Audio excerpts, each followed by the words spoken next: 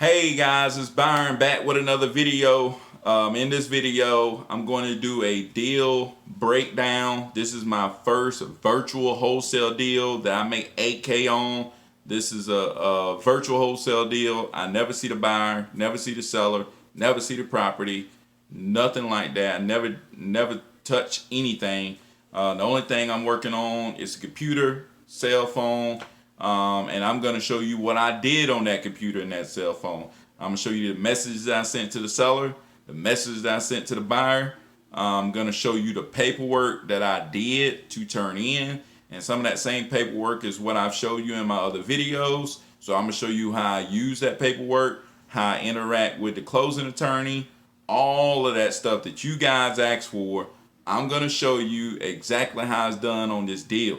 So stay tuned all the way to the end to see all the details and exactly how this deal panned out, where I didn't put any effort in but on my computer and my phone, and I walked away with an 8K check. So stay tuned. Thank you guys for the love and support. If you can just smash that subscribe button, hit the bell notification, and just continue to show your boy love and support, I really appreciate it. And I'm going to try to continue to bring y'all good content. If you hit me up, I'm going to help you. I'm all in this, just trying to help everybody else.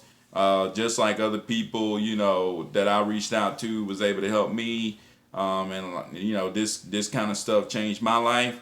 And I'm all in for helping anybody else that's trying to change their life for the better.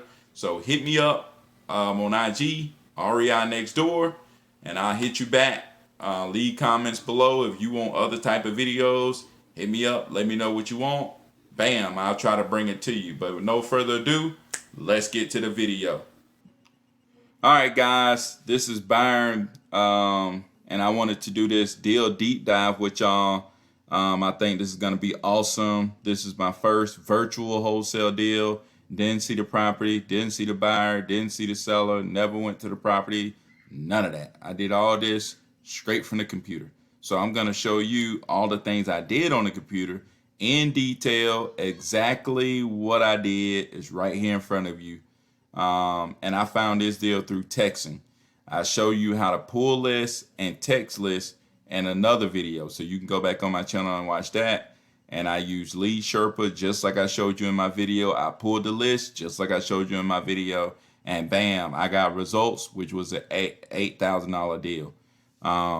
So here we go. I'm just going to show you kind of all the conversations I had, all the paperwork I had to do, every single thing, every step of the deal. I'm going to go through it with you. So bam, y'all wanted the details. Here's the details. This lady name actually wasn't Laura Patterson. It was something else. She actually, I don't know, when we got there, we figured out that wasn't her name. So, but anyways, that doesn't matter. But when we hit her up, you see the basic, message we sent her. Hey, this is REI Group, and we're purchasing houses in the area. See if you're interested in selling your property. Bam, she responded with a price. Sometimes these people just respond with a price. A lot of times it's outrageous, but when she responded with that price, most time, anytime they respond, I just say, hey, thank you for responding, and I'll ask them what their timeline is for selling. That just buys me time because when she responds, I'm gonna click over, bam, and kind of see what the Zestimate look like. Not to say that the Zestimate is right, but it kind of gives me a little bit of idea of is it gonna be a bust or is it got potential. So if she asks for 150 and the Zestimate say 236, okay, let me look into this. You see where it says sold right here is because I wholesaled it for that amount. So bam, and if I sell it for that amount, then I'm about to have to talk her down off that 150. So bam, I hit close, and then I hit more, and I'll scroll down, and I'll find all the properties within the last 12 months that has sold, right? So I click back. Bam, I see that, oh man, these properties are selling in the 200s. So maybe the ARV is around 200, right? So what I do after that is I'll take that address I copy it, and then I go search it up and prop stream. All right. So I go and I'll put the address in. And when you search it on prop stream, this is exactly how you do it on prop stream. I know some of y'all don't have this, but if you do have it, this is the upside. And if you don't have it, hit somebody up who does have it. Like me, you can hit me up and I'll look on prop stream and, try to help you out, with the information or whatever. So what PropStream is so good at is that when I look it up, bam, and I look for comparables, I can scroll over here and I can see you see this green marks on these numbers. That means that was a cash sale. So when I look over here, I see bam, cash sale in the area, and it's showing you everything that's within a half a mile. So cash sales in the area 160, cash sale in the area 160, cash sale in the area 190, 180. 165, 222, 150. So the cheapest one is 150, and that was a condominium. So I know that 150. I probably can get it, get it sold for more than 150. But so I know I kind of can lock it up, but I kind of want to talk it down to try to increase my chances of being able to sell it. So I go back to her after seeing that. I'm like, dang, this may be a deal. Okay, let's see what she, see what she's talking about. So she says within 30 days. So that means she probably pretty motivated. So I so I go, gotcha. That would be no problem. If we were to buy it cash as is, no closing costs for you. What's your bottom price? And I know a lot of people say, hey, bill report, get them on the phone or whatever. But sometimes people are just ready to go ahead and sell.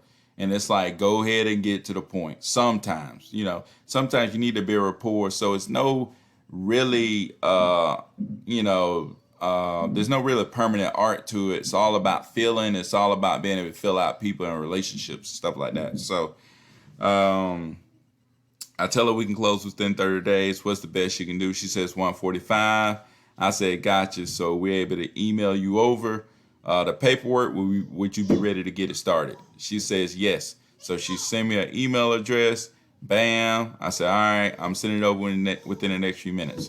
So immediately I jump on, I jump up and I start writing up a contract. So bam, I put the date, I put the seller name, I put my name, address, whatever.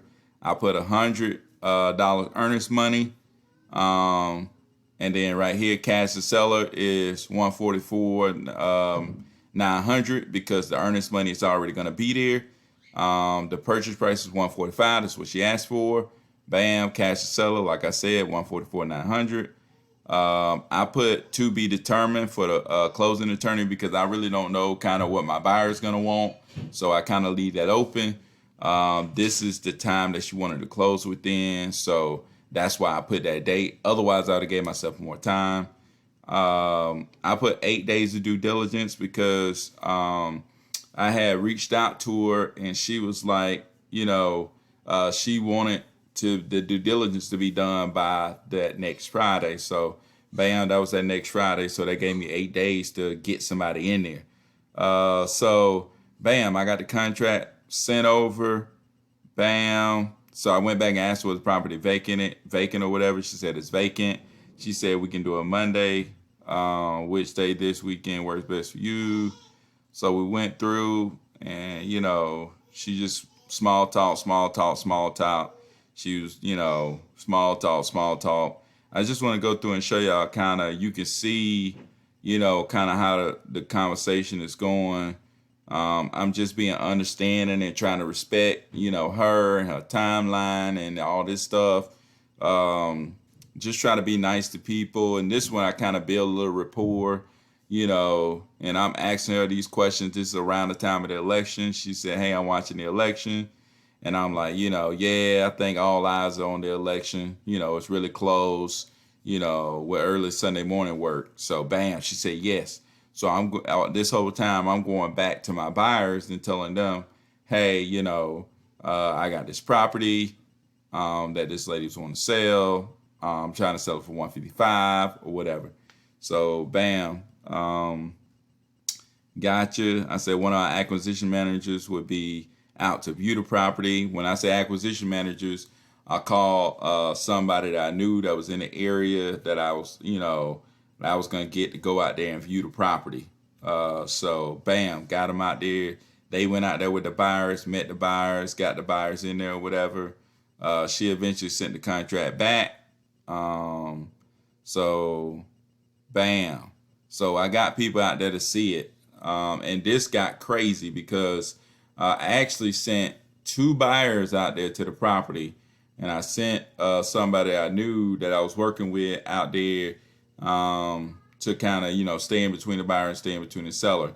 Well, one of the buyers ended up showing up way early and got there and met the seller and started talking all kind of junk and like kind of spitting out numbers to the seller without knowing what we had to discuss with the seller, and start like trying to negotiate with the seller and everything. And one of the buyers had invited like 5 or 6 other people out there. So it got crazy. And they got real messy that day. And it was really bad. I probably learned a lesson that I shouldn't. One, I probably shouldn't send two buyers out there when the seller is there, unless I really trust them. And two, I got to make sure I establish a relationship with the buyers, let them know, hey, look, this cannot happen, right? To let them know, hey, you don't do any talking to the seller at all. But so I had to go back and apologize to the seller.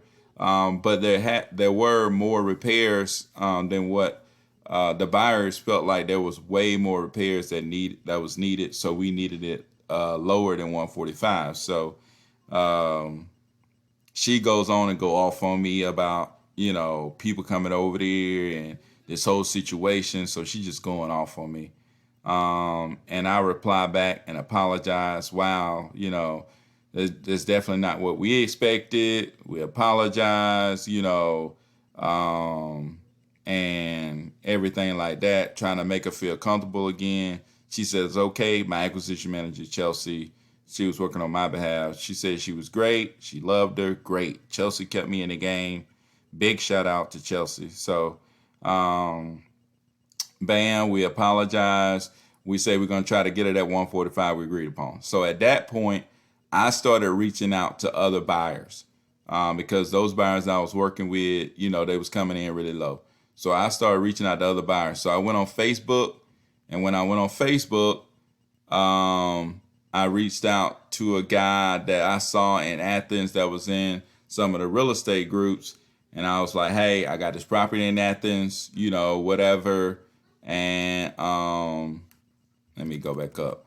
I got this property in Athens or whatever. And, I asked him, would he be interested?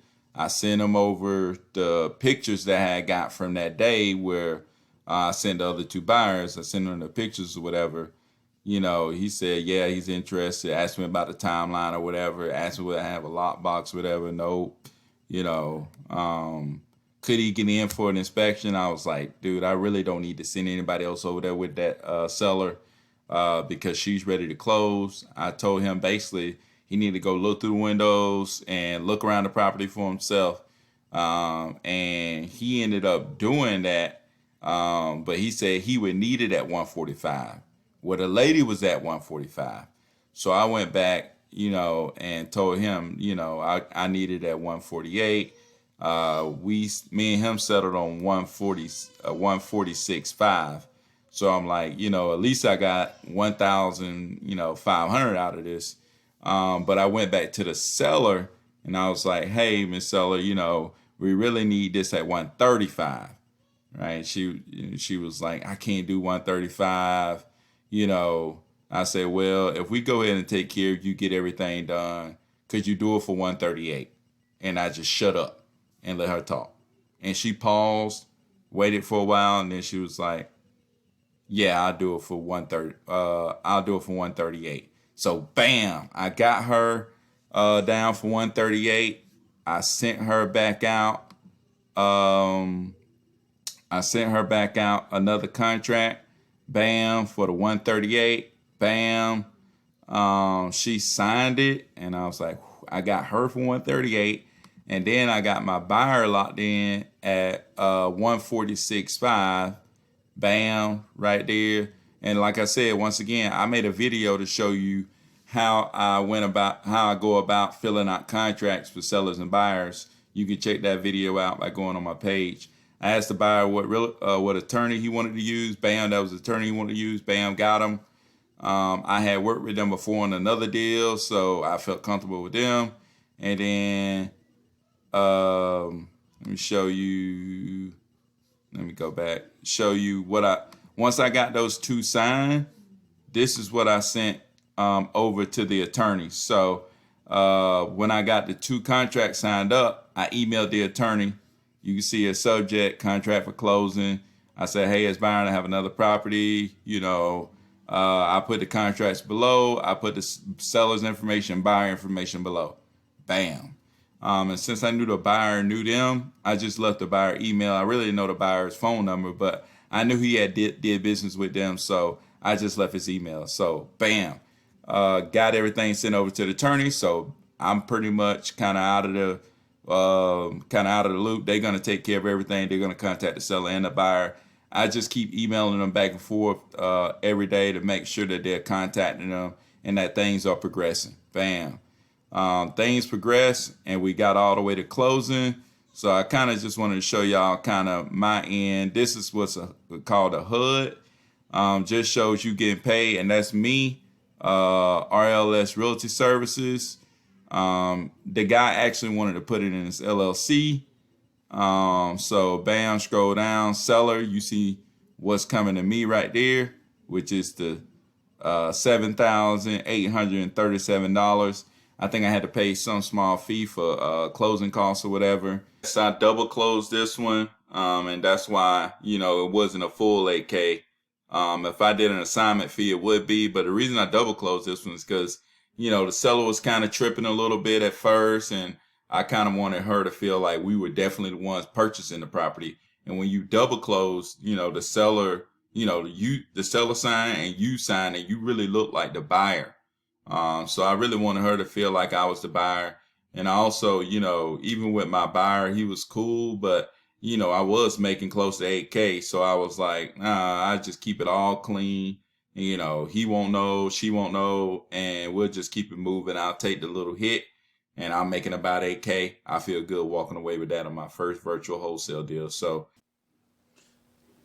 guys, I just went through a whole video showing you all the details of a virtual wholesale deal that I did. My first one, I made 8K, and I just showed you all the messages, all the paperwork, all the details of that deal. If you have questions, put them down below. Don't forget to like, subscribe, hit the bell notification. If you want to hit me up, IG, REI next door, and I'll help you out any way I can. But other than that, till next time, peace out.